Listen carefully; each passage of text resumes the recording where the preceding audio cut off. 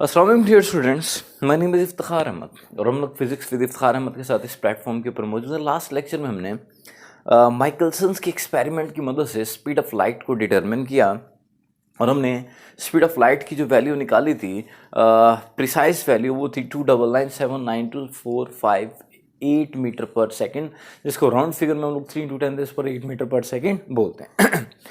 आज का जो हमारा आर्टिकल है वो है इंट्रोडक्शन टू ऑप्टिकल फाइबर या फाइबर ऑप्टिक्स का इंट्रोडक्शन है।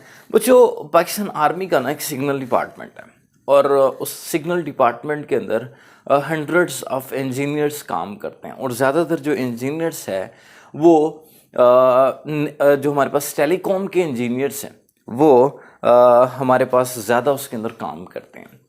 जो सिग्नल डिपार्टमेंट है उसका जो आगाज़ है वो नेवी से हुआ। नेवी जो अर्ली सिग्नल मैन थे वो मुख्तलिफ मैसेजेस के लिए सिग्नल्स का इस्तेमाल करते थे। सर, सिग्नल होता क्या है? सिग्नल बच्चे कोडेड मैसेज होता है। सिग्नल एक कोडेड मैसेज होता है जो एक पर्टिकुलर पर्सन को या एक पर्टिकुलर ग्रुप को समझ आता है, उसके अलावा वो किसी को समझ नहीं आता। मिसाल के तौर पे मैं आपकी क्लास में मौजूद हूँ। मैं आप लोगों को कहता हूँ बच्चों कि जब मैं 3 दफ़ा लाइट को ब्लिंक करूंगा तो आप लोग खड़े हो जाएंगे।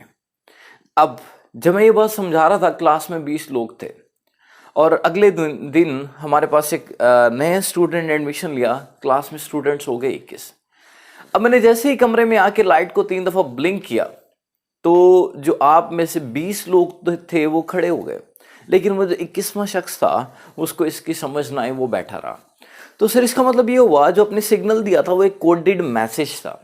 वो मैसेज हम 20 लोगों को तो समझ आ गया, लेकिन उस मैसेज का क्या मतलब है वो 21वां शख्स ना समझ सका। तो बच्चों, ये जो सिग्नल्स होते हैं ये कोडेड मैसेजेस होते हैं, ठीक है।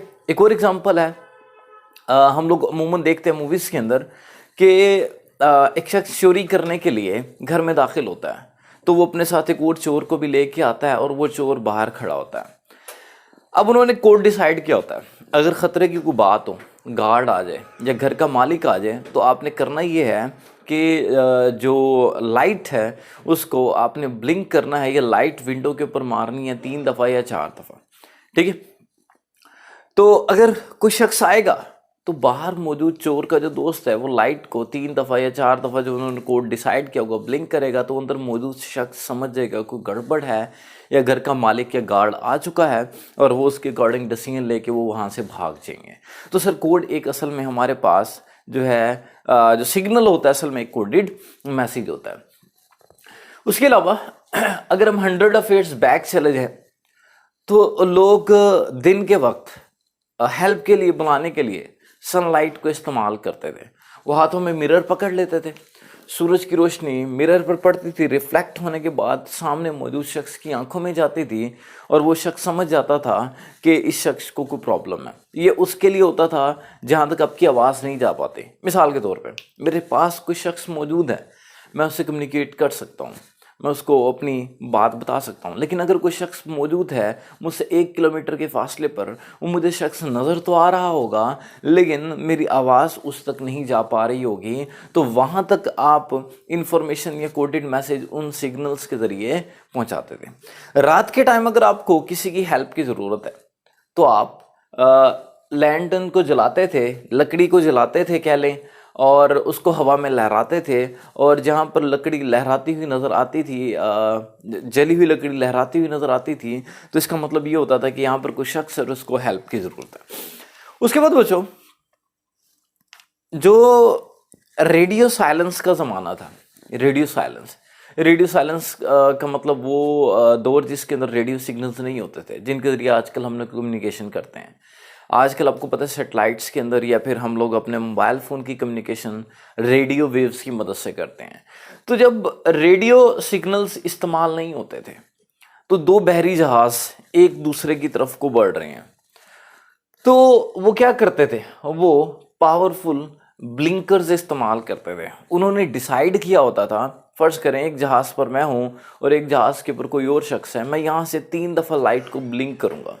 3 दफ़ा लाइट को ब्लिंक करने का मतलब ये होता था कि मैं बिल्कुल सीधा गुजर जाऊंगा और आप लेफ्ट या राइट टर्न ले लेंगे, ठीक है जी। उसके बाद आपको पता है 19th सेंचुरी के अंदर ग्राहम बेल ने टेलीफोन डिस्कवर किया, जिसकी मदद से कम्युनिकेशन थोड़ी सी आसान हुई। लेकिन soon after the invention of telephone को इन्वेंट करने के बाद ग्राहम बेल ने एक और डिवाइस बनाई, दैट वाज फोटोफोन।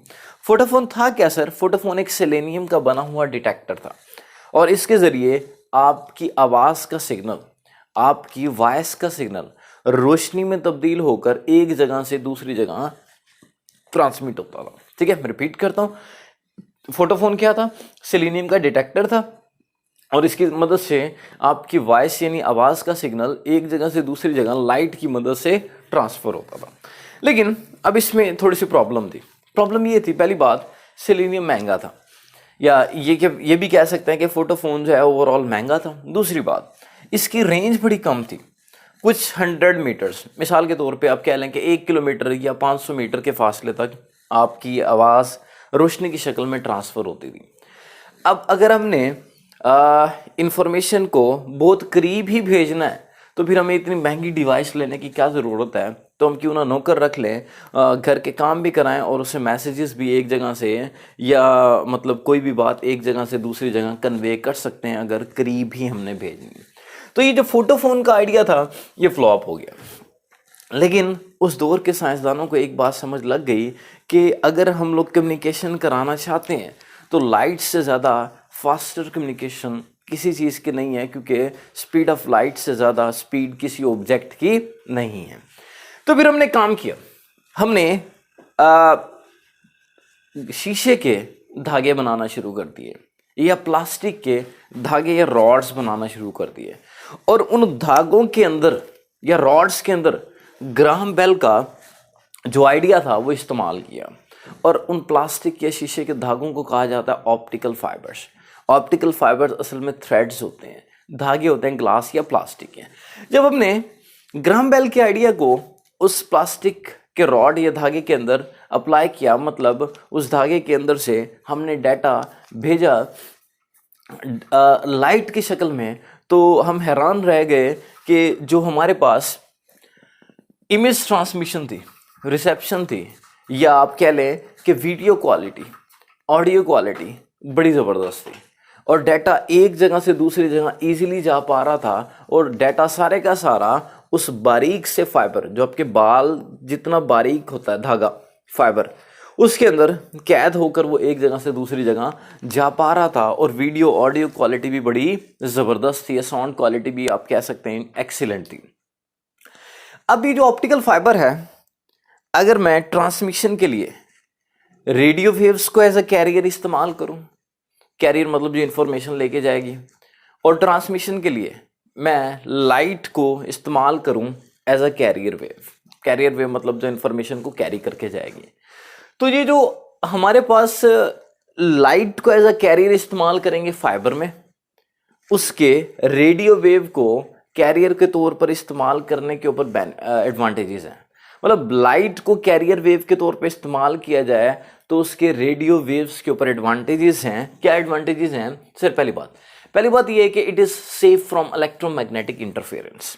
इसमें इलेक्ट्रोमैग्नेटिक इंटरफेरेंस नहीं होती तो उस फायदा क्या है? सिग्नल डिस्टॉर्ट नहीं करता, आपको शोर सुनाई नहीं देगा। दूसरी बात, optical fibre is used to transmit light around the corners and into the inaccessible places. Optical fibres को उन जगहों पर भी भेजा जा सकता है जहां पर कोई आम शख्स नहीं जा सकता, ये जहां पर किसी और चीज़ को भेजना मुश्किल है। मिसाल के तौर पे ये जिस रूम में मौजूद हूँ, इस कमरे में मशीनरी पड़ी है, और इस कमरे के अंदर जो मशीनरी पड़ी है बड़ी हैवी मशीनरी है, और कमरे के अंदर स्पेस नहीं है। इस मशीनरी की बैक साइड के ऊपर कोई प्रॉब्लम आ गया तो वहाँ तक कोई शख्स नहीं जा सकता, स्पेस नहीं है। लेकिन हम वहाँ पर क्या कर सकते हैं? एक कैमरा लगाकर फाइबर को भेज सकते हैं। ऑप्टिकल फाइबर को वहाँ तक भेज देंगे, क्योंकि बाल जितनी बारीक फाइबर है वहाँ तक चली जाएगी, और उसके बाद कैमरे की मदद से हम बैक पार्ट को देख लेंगे, और इससे हमें प्रॉब्लम को ट्रबल शूट करने में, लोकेट करने में हम जो है इसको इस्तेमाल कर सकते हैं, हम देख सकते हैं इसकी मदद से। ऑप्टिकल फाइबर को उन जगहों पर भी इस्तेमाल किया जाता है जो कि इनएक्सेसिबल प्लेसेस है। मिसाल के तौर पे स्टमक में कोई प्रॉब्लम है, आपके पेट में कोई प्रॉब्लम है। ओल्ड मेथड ये था कि हम लोग सर्जिकल इंस्ट्रूमेंट्स के जरिए पेट की कटिंग करते थे, इससे बहुत ज़्यादा ब्लीडिंग हो जाती थी। सर्जिकल इंस्ट्रूमेंट्स, कैंची वगैरह, ये कॉटन बड्स वगैरह जो हैं वो हमारे पेट के अंदर भी रह जाते थे। ये बड़े कॉमन इश्यूज पहले हमें फेस करने पड़ते थे। अब हम क्या करते हैं, हम मुंह के रास्ते से ऑप्टिकल फाइबर को आपके स्टमक तक भेज सकते हैं, यानी इनएक्सेसिबल प्लेसेस तक भी हम लोग ऑप्टिकल फाइबर की मदद से काम ले सकते हैं। अच्छा स्टूडेंट्स, फर्ज करें ये आप देख सकते हैं यहां पर एक कॉर्नर बन रहा है। अब मैंने लाइट को भेजना है इस कॉर्नर के अराउंड, मैं चाहता हूं कि रोशनी यहां से जाए और इधर चली जाए।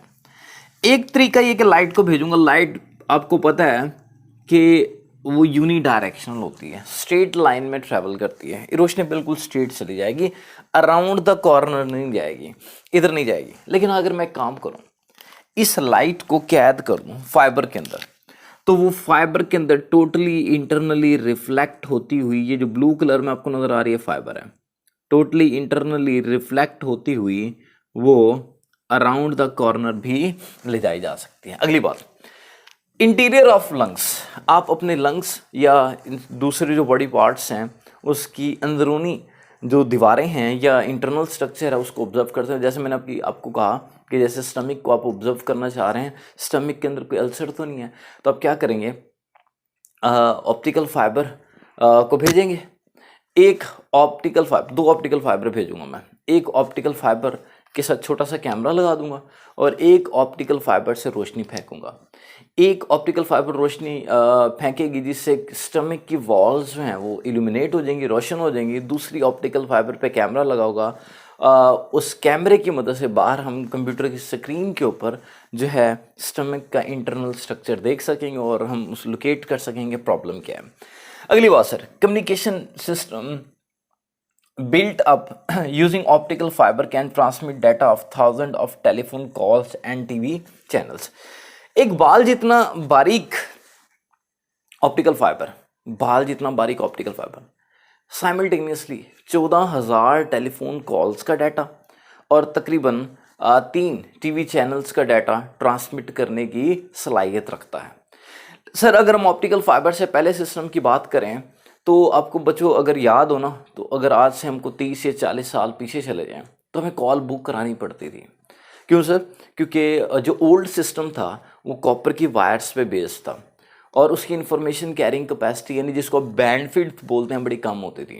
मिसाल के तौर पे 200 कॉल्स मिल गई हैं, अब 200 कॉल्स मिल गई हैं, उससे अगली कॉल नहीं मिलेगी। सर क्यों? क्योंकि बैंडविड्थ बड़ी कम थी, इंफॉर्मेशन कैरिंग कैपेसिटी बड़ी कम थी। तो हम एक्सचेंज के अंदर कॉल करते थे और हम मुझसे कहते थे कि हमने आगे अमेरिका या कराची या किसी और जगह पर कॉल करनी है, तो वो हमारी जो क्यूरियस को नोट कर लेता था और फिर कुछ देर के बाद वो हमें कॉल करता था और वो कहता था कि अब लाइन फ्री है, अब आप नंबर मिला है, आपकी कॉल मिल जाएगी। ठीक है जी। तो अब कैसे है, अब आप देखें बाल जितना बारीक ऑप्टिकल फाइबर 14,000 टेलीफोन कॉल्स कराने की कैपेसिटी रखता है साइमल्टेनियसली। अगली बात sir, fibre optic system consist of much smaller and light weight cable. इसकी जो तारें होती हैं, मैंने आपको बताया बाल जितनी बारीक हैं तो उसका वेट या साइज भी बहुत कम होता है।